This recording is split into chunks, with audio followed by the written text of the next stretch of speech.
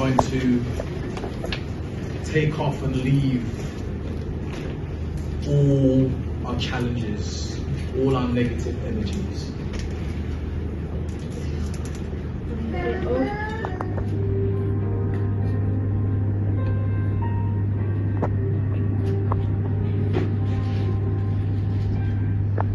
Come back.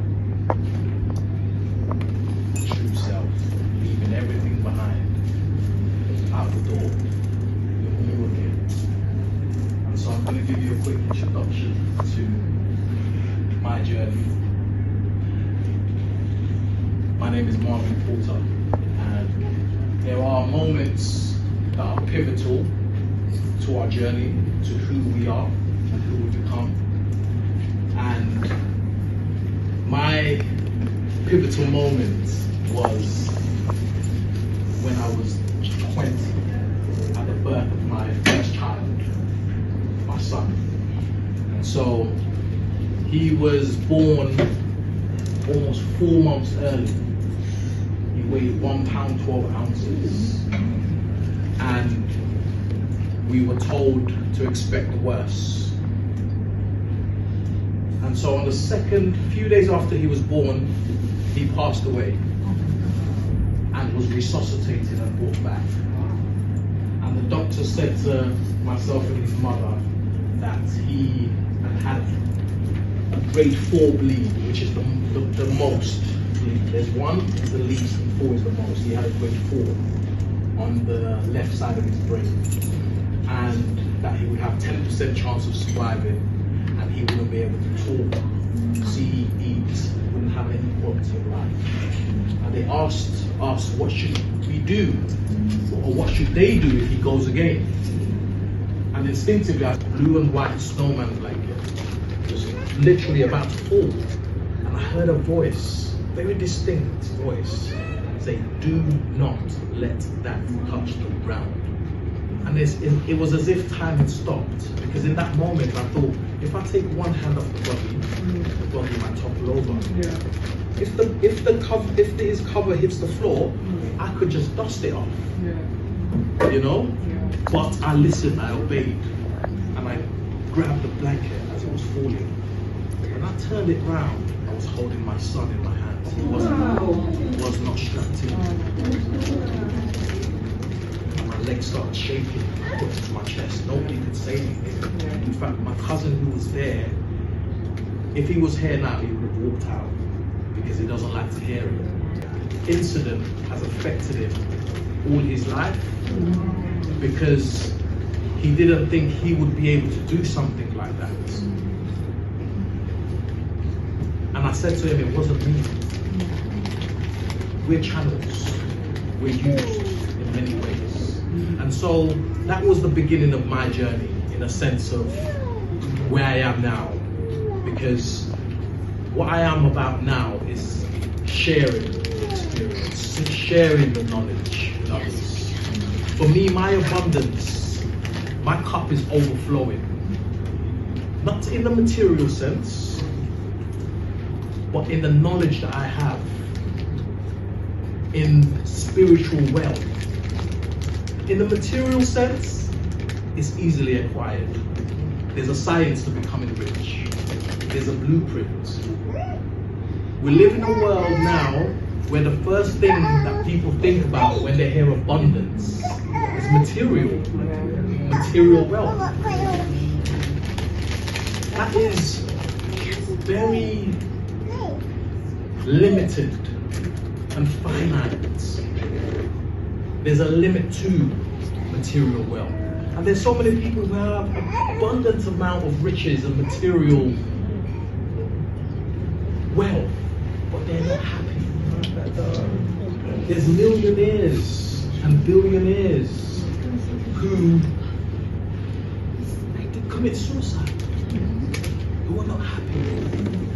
True abundance is within. Is the knowledge you have. Is the riches. That's the real abundance. And so I will be touching on the material side of things, because we are in the material world, and it's good to have balance. But the main thing that I'm going to be sharing is the abundance that will last more than this lifetime. Infinite. Forever. And once you have that, because there's so many things money can't buy. Love. Exactly. Love. Money can't buy love. Because at the end of the day, you could be... And you can't buy a life either. Or health. You can get the best doctors, but it doesn't protect you. And even the simple things, for me, having my children here on a Saturday, that's my 17-year-old who likes to spend time with me. that in itself cannot be overlooked. You know, so we have to take things into perspective. We're constantly being conditioned to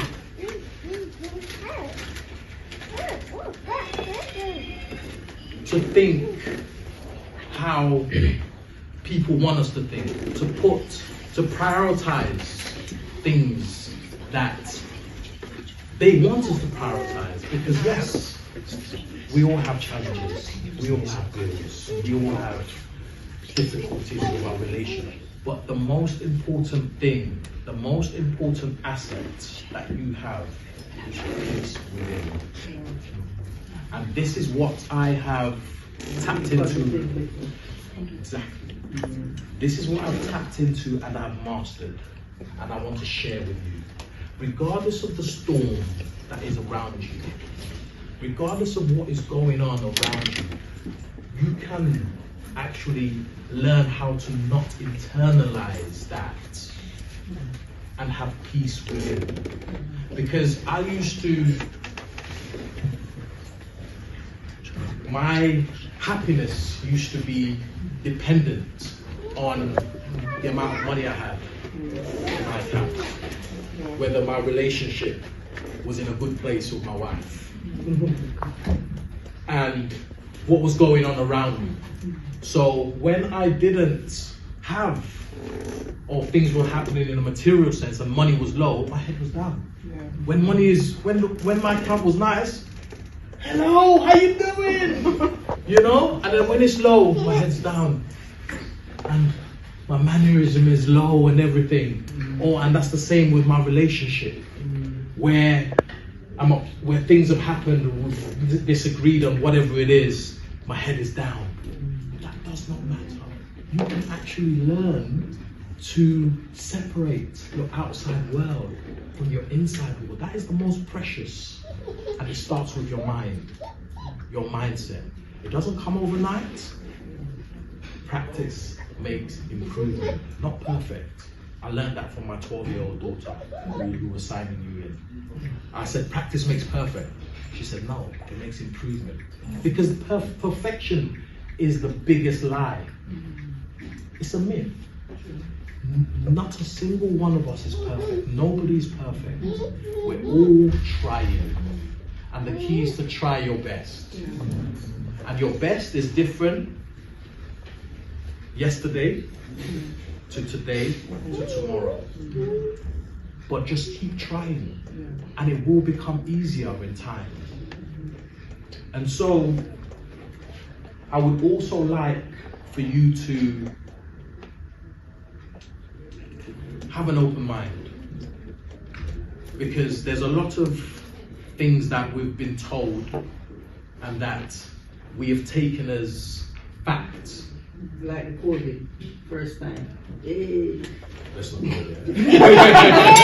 That's a whole different conversation. That's a whole different seminar. So, but it's all perspective. Because what happens a lot of the time is you have to go backwards to understand your present and to move forward. Go back to your childhood, growing up, and know that you are a product of your environment, what has been said to you. We are constantly taking people's opinions of us as facts. And that's what happens in our childhood days, where we have been told things by parents, by family members, teachers, and we take it as facts.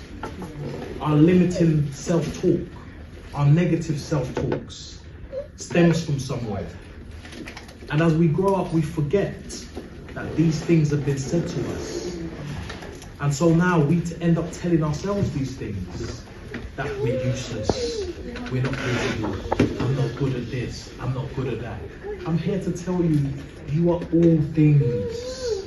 You are capable of absolutely anything that you set your mind to. We are creative beings. The gifts and talents that each one of us has is limitless. And this is why it's so good to experience different things, to find out what you're good at. And so, as in our youth growing up, even constantly now, we're constantly being conditioned to think a certain way. So we take people's opinions as facts, and then we internalize it and we make it our beliefs. And then now we're telling ourselves all these negative self-talk. Every single thing you say to yourself is exactly how it will be. So for me personally, when people ask me, how are you, Marvin? I say I'm wonderful. I'm fantastic. I'm fantabulistic. I can make my own words up. Why can't I? And so, whatever you keep telling yourself, if you tell yourself, if you say, oh, I'm good, I'm okay, I'm not bad, I promise you that's how you're going to feel. Rewire. The word is in the mouth. It was the beginning. In the beginning was the word. Right. And so now we have that same, in a lesser degree, but we have that same power. The true meaning of spelling is not to put letters together. It's to cast spells. We are constantly putting spells on others, and we've had spells put on us. Today we break those spells. Because word has power. So when you've taken that opinion that somebody said, you're not good at this, you're not capable, you're useless, and you internalize that and you take it as fact and you make it your belief, it locks in with you. And it stays with you forever if you let it. You have the power. You have more powers than you can ever imagine. And it's not a coincidence that you're here now.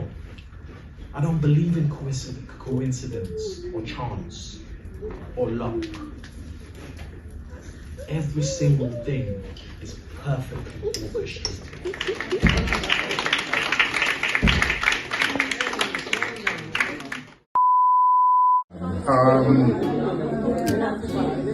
I was wondering what this session was going to be all about. But once I arrive and sit down and Marvin start talking, it certainly brings back a lot of memories when I was younger growing up. Hi, good afternoon. I've just completed a lovely session with Marvin, and it's made me really realise that basically what you need to do is to speak what you seek.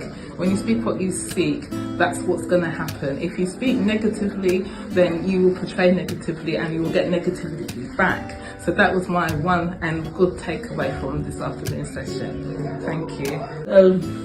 It was very interesting and informative.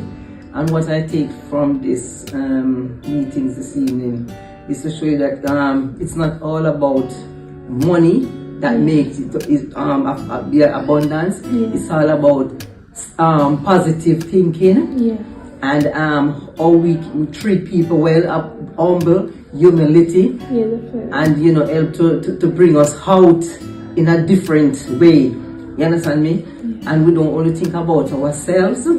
And whatever we put our mindset to, we can make it. We can be who we want to be, and you know, be successful in any area of our life, in any way. You know, working or you know, whatever it is that we put our mind to, we can do it.